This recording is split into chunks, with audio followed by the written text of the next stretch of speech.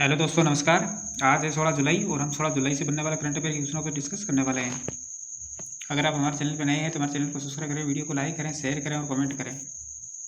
चलिए, आज का पहला क्वेश्चन है कि हाल ही में भारत सरकार ने भारतीय जीवन बीमा निगम का नया प्रबंधक निदेशक और मुख्य कार्यकारी अधिकारी किसे नियुक्त किया है। हाल ही में भारत सरकार ने भारतीय जीवन बीमा निगम का नया प्रबंधक निदेशक और मुख्य कार्यकारी अधिकारी किसे नियुक्त किया है। तो ये किया है आर दोराईस्वामी को। किसको किया है? आर दोराईस्वामी को।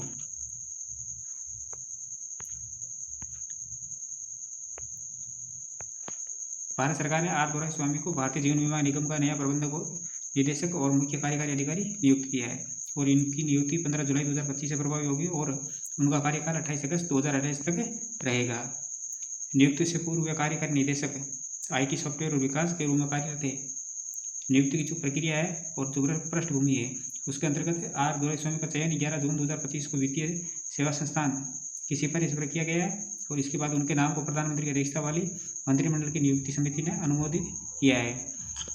वे सतपाल भानु का स्थान लेंगे जिनको हाल ही में नियुक्त किया गया था, जिन्होंने 8 जून से 7 सितंबर 2025 तक अंतरिम MD और CEO के रूप में काम किया था और सतपाल भानु को सिद्धार्थ मोहंती के कार्यकाल के समापन व 7 जून के बाद नियुक्त किया गया था।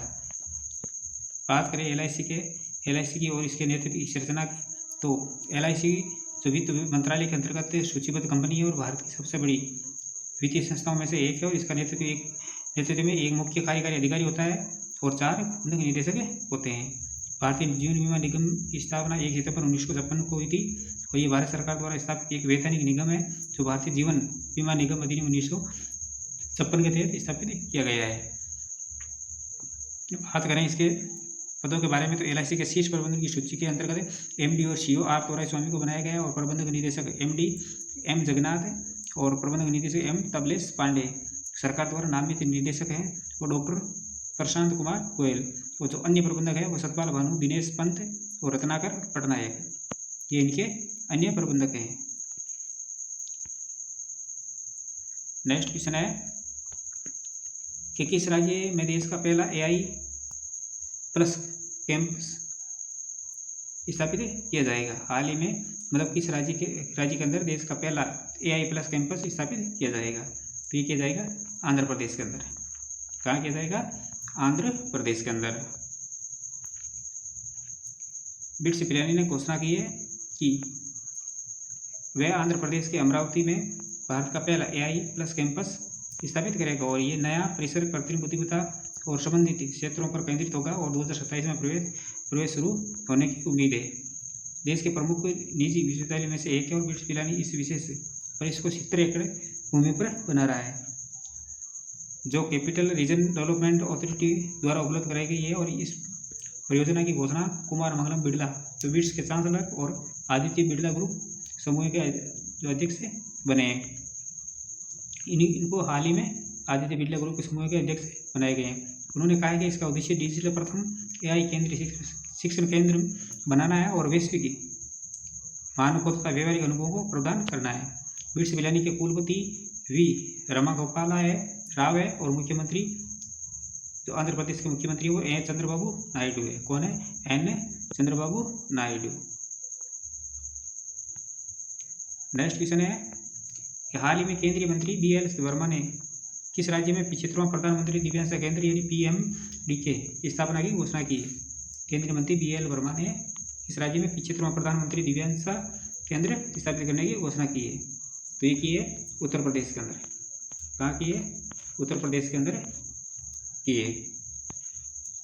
उत्तर प्रदेश के बदायूं में स्थित सरकारी मेडिकल कॉलेज में 75वां प्रधानमंत्री दिव्यांग केंद्र स्थापित किया जाएगा और इसका उद्घाटन केंद्रीय सामाजिक न्याय एवं अधिकारिता राज्य मंत्री श्री BN वर्मा करेंगे और इस दिव्यांग केंद्र के अंदर जो विकलांग व्यक्ति और वरिष्ठ नागरिकों को महत्वपूर्ण सहायता की सेवा प्रदान करेगा और इसमें अब घर के पास ही जरूरी सहायता मिल सकेगी और ये कार्यक्रम सुगम भारत और सशक्त भारत मिशन की दिशा में एक महत्वपूर्ण कदम है जहाँ कोई भी नागरिक अपंगता या उम्र के कारण पीछे नहीं छूटेगा। PMDK से मिलने वाली जो सेवाएं हैं तो प्रधानमंत्री दिव्यांग केंद्र एक विशेष केंद्र है जिसके अंदर दिव्यांगजन और बुजुर्ग एक ही स्थान पर मूल्यांकन, परामर्श, सहायक उपकरणों का वितरण और फॉलो अप देखभाल जैसी सुविधाएं प्राप्त कर सकेंगे। ये केंद्र 2 प्रमुख योजनाओं के अंतर्गत सहायता प्रदान करता है। ADIP योजना जो दिव्यांगों के लिए राष्ट्रीय वयोश्री योजना जो वरिष्ठ नागरिकों के लिए। इन योजनाओं के तहत लाभार्थी को वॉकर, व्हील चेयर्स, ट्राईसाइकिल्स, श्रवण यंत्र, कृत्रिम अंग जैसे सहायक उपकरण निःशुल्क प्रदान किए जाएंगे। नेक्स्ट क्वेश्चन है कि हाल ही में कर्नाटक बैंक के अंतरिम प्रबंधक निदेशक और CEO किसे नियुक्त किया गया है। हाल ही में कर्नाटक बैंक के अंतरिम प्रबंधक निदेशक और CEO किसे नियुक्त किया है। तो ये क्या है, राघवेंद्र S भट्ट को। किसको किया है, राघवेंद्र S भट्ट को। कर्नाटक बैंक ने राघवेंद्र श्रीनिवास भट्ट को अंतरिम प्रबंधक निदेशक और मुख्य कार्यकारी अधिकारी नियुक्त किया है। ये नियुक्ति 16 जुलाई 2025 से प्रभावी होगी और 3 मार्च तक या स्थायी CEO की नियुक्ति तक इस पद पर बने रहेंगे। बात करें राघवेंद्र S भट्ट के बारे में, तो राघवेंद्र S भट्ट कर्नाटक बैंक के दीर्घकालिक कर्मचारी है और उन्होंने 81 में क्लर्क के रूप में बैंक में अपना कैरियर शुरू किया था और वर्षों के अनुभव के बाद 2019 में बैंक के मुख्य परिचालन अधिकारी बने थे और उन्हें 1 जुलाई 2025 को फिर से CEO नियुक्त किया गया है और वे अंतरिम MD और CEO की भूमिका निभा रहे हैं।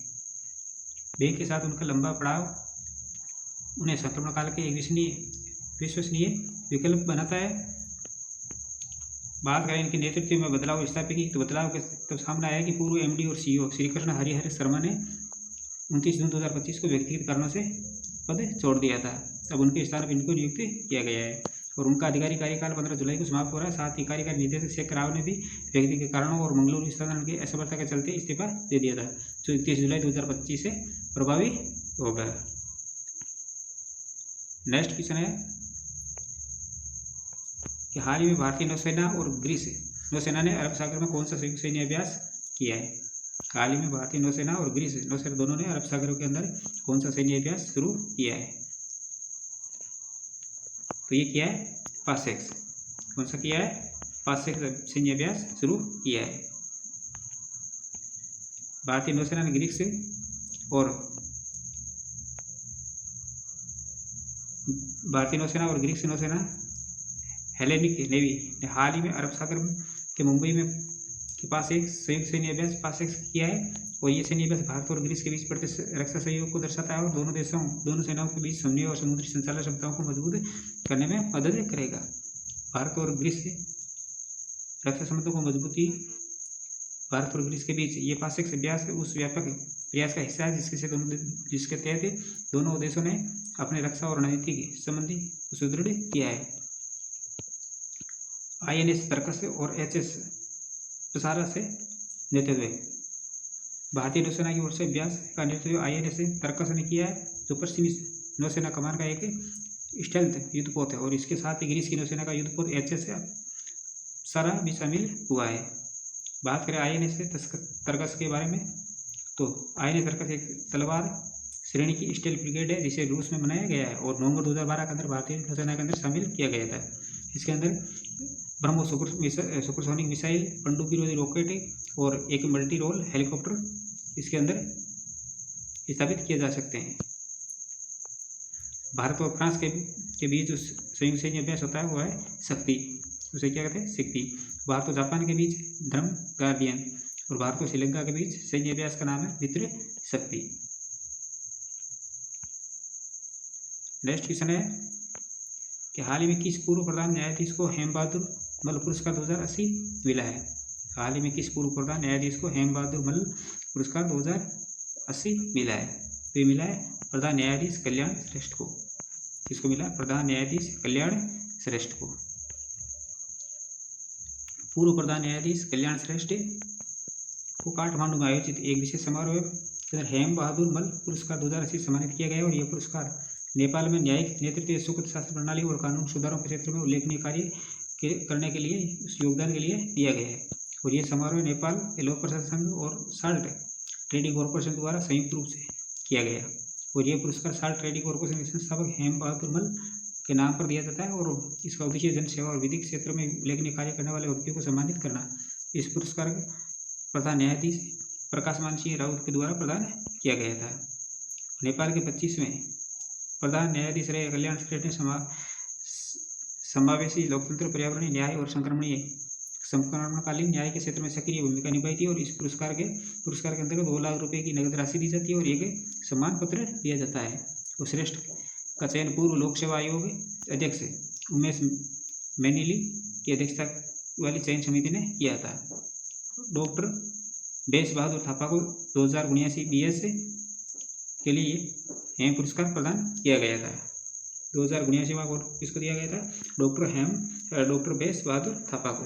किसको दिया गया? डॉक्टर बेस बहादुर थापा को। नेक्स्ट क्वेश्चन है कि 2025 क्लब विश्व कप का खिताब किसने जीता है? 2025 क्लब विश्व कप का खिताब किसने जीता है? तो ये जीता था चेल्सी FC ने। किसने जीता? चेल्सी FC ने। इंग्लिश फुटबॉल क्लब चेल्सी ने UEFA चैंपियन लीग विजेता फ्रांस के पेरिस सेंट जर्मेन के अंदर जो फाइनल का 3-0 से हराकर फीफा क्लब विश्व कप 2025 जीता था। और ये जो फाइनल कप है ये 13 जुलाई 2025 को संयुक्त राज्य अमेरिका के न्यू जर्सी स्थित मेटलाइफ स्टेडियम के अंदर खेला गया था। विश्व फुटबॉल नियामक संस्था फीफा ने 14 जून से 13 जुलाई 2025 से संयुक्त राज्य अमेरिका में 21वां फीफा क्लब विश्व कप 2025 का आयोजन किया था। और पिछली बार 6 महाद्वीपों के 32 फुटबॉल कपों ने 2025 वर्ल्ड कप विश्व कप में भाग लिया था। इंग्लैंड के फॉरवर्ड खिलाड़ी कोल पामर ने फाइनल में खुद को गोल किया और जोर्डो पेड्रो के लिए तीसरा गोल तो खिताब उनके प्रबल दावेदार की PSG को हराया था। और फीफा वर्ल्ड कप क्लब विश्व कप विजेता तो फीफा क्लब विश्व कप का आयोजन फीफा द्वारा किया गया जाता है और जिसमें 6 महाद्वीपों के शीर्ष फुटबॉल क्लब भाग लेते हैं। और ये प्रतियोगिता 2000 के अंदर शुरू हुई थी और इसका पहला संस्करण ब्राजीलिया फुटबॉल क्लब कोरिंथियंस ने जीता था। और स्पेन के रियल मैड्रिड ने यह प्रतियोगिता 5 बार 2014, 16, 17 और 18 और 22 के अंदर जीती थी। और बार्सिलोना ने इसे 3 बार जीता है, 2019 के अंदर, 2011 के अंदर और 2015 के अंदर।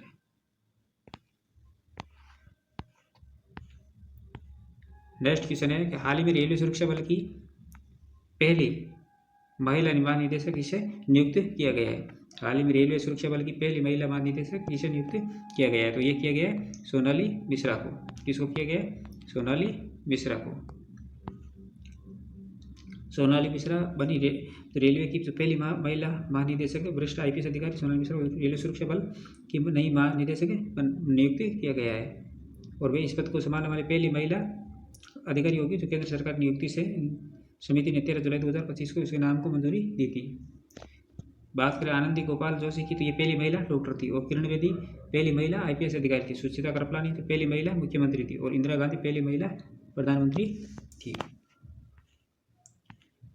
प्रीवियसली क्वेश्चनों का रिवीजन कर लेते हैं कि हाल ही में स्वच्छता सर्वेक्षण 2024 पहला स्थान अहमदाबाद से दिया गया था। और अर्थुनकल पुलिस स्टेशन केरल राज्य में स्थित है जो भारत का पहला ISO प्रमाणित रेलवे स्टेशन पहला ISO प्रमाणित स्टेशन बना है। और हाल ही में ऊर्जा एवं स्वच्छ वायु अनुसंधान केंद्र की रिपोर्ट के अनुसार दिल्ली दूसरे नंबर पर है सबसे प्रदूषित शहरों के अंदर। और हाल ही में राष्ट्रीय आयुर्विज्ञान आयोग का अध्यक्ष डॉक्टर अभिजीत सेठ को बनाया गया है। और राष्ट्रपति द्रौपदी मुर्मू ने अनुच्छेद 80 के तहत राज्यसभा के लिए 4 सदस्यों को नामित किया है।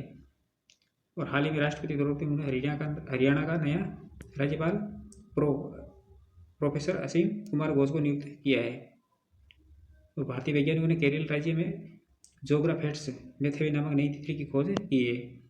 और भारत ने सऊदी अरब देश की फर्म मादेन के साथ 5 वर्ष का DAP उर्वरक समझौता किया है।